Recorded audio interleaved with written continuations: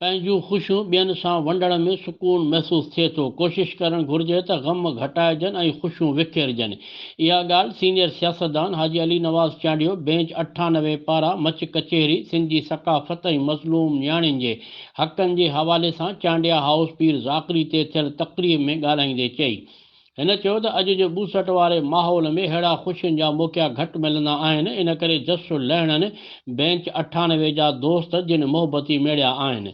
इन मौक़े ते मोहम्मद वारिस नूरानी ऐं मुमताज़ चांडियो मेज़बाननि पारां तरतीबवार आयल मोज़िज़ महिमाननि खे अजरकुनि जा तोहफ़ा पेश कया।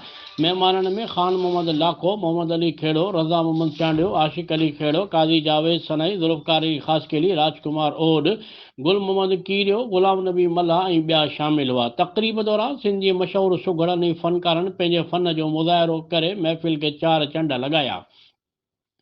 इन खां अॻु ताज मोहम्मद चांडियो आयल महिमाननि खे आजाणू पेश कयो, जॾहिं त ग्रुप 98 जे दोस्तनि पंहिंजूं यादूं पिणु वंड कयूं, जिन जो चवणु हो त अॼु जी कचहरीअ जो मक़सदु हिकु पासे पुराणनि दोस्तनि खे गॾु करणु ऐं ॿिए पासे मोहबतूं विरहाइणु हो, जंहिंमें मच कचहरी करे सिंध जी सक़ाफ़त खे मान ॾिनो अथऊं। आख़िर में 98 बेंच जे दोस्तनि पारां रसूल बख़्श शेख जे जनम ॾींहं जे हवाले सां केक कटे खेसि भेटा पेश